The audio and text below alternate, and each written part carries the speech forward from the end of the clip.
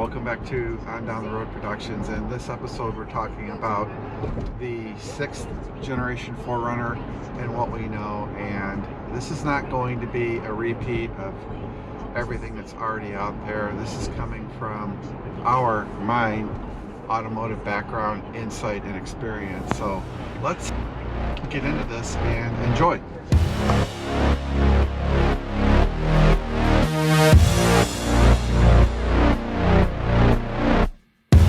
Hey guys, welcome back. Let me tell you, I really enjoy the cold air intake we have in the 4Runner now. It's made a fuel mileage and power improvement. No regrets. By sheer coincidence. You gotta see this, 22.5 miles to the gallon right now. Absolutely no highway driving. Just wonderful in this 2022 TRD Off-Road Premium with a TRD cold air intake. We love it. 89 octane fuel, just amazing fuel economy. Okay, here's some cold air intake action. How's that for you? This episode we are covering the 6th generation 4Runner and what we really know. And this is coming from my automotive background and automotive industry insights. And I'll do my best not to repeat what's already out there. There's a lot of videos repeating each other, copying each other, working really hard to make this original. So let's get into this.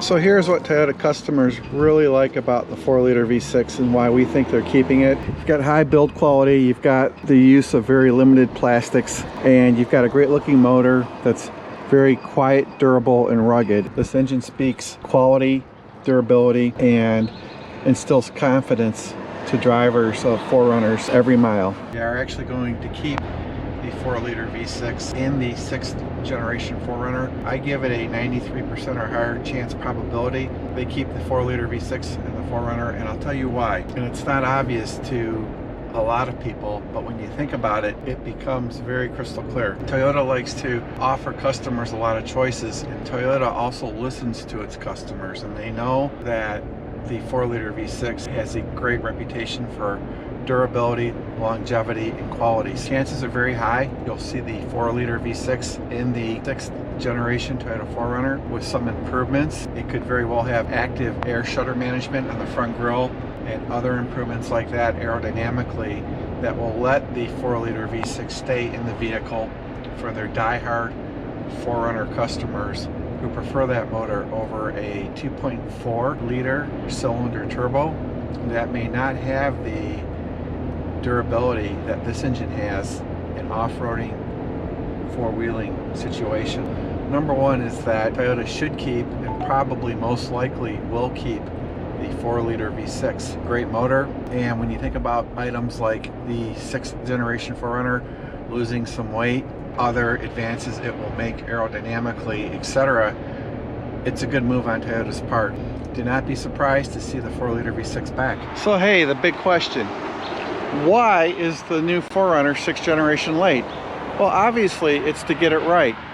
I recall the Automotive Press Channel promising the new 6th generation 4Runner last December as a 2023 model, stating that Toyota is holding its production schedules and they're not moving. Here's the problem. They kill off the 4-liter V6, they're going to kill off half their market who's going to run to Jeeps.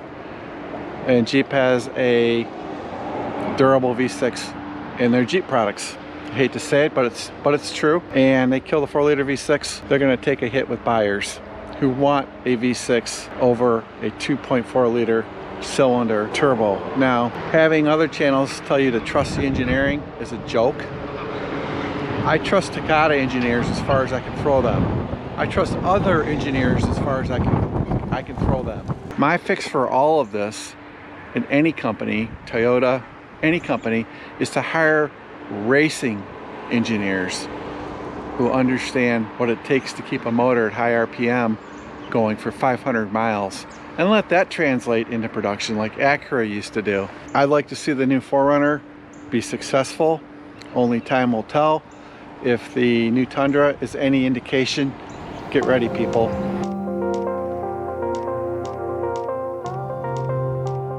Obviously the new 4Runner will weigh less and be more aerodynamically efficient than the current generation. It's hard to say what that means though for people that modify 4Runners. Will the 6th generation 4Runner, especially with the 2.4 liter cylinder turbo, handle the extra weight of overlanding modifications like the current one does so well? Time will tell, but we do know its basic principle.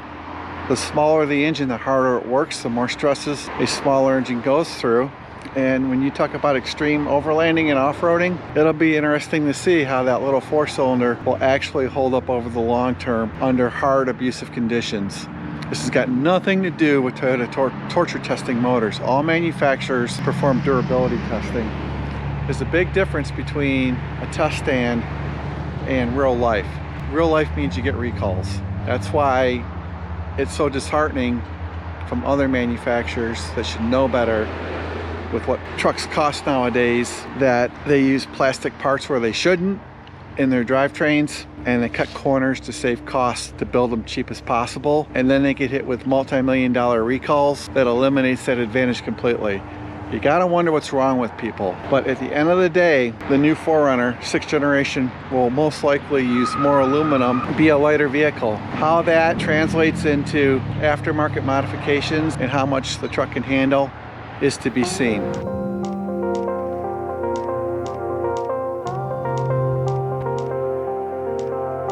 Okay guys, this is going away on the 6th generation 4Runner. You're not going to have this classic styling.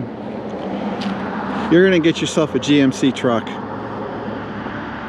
Hate to be the bearer of bad news, but it's true. Okay, the design of the 6th generation 4Runner. I know that there are a lot of renderings showing evolutionary design progress for the 4Runner. No, no, no. Expect another GMC truck clone design. If you look at the new Tundra, it's nothing more than a GMC truck when you squint your eyes with a Toyota grille. So I would expect the new 4Runner to look more like a GMC SUV than it currently looks like right now. So we think it's a mistake. Toyota should have its own path in design. I've driven by some GMC Sierras today.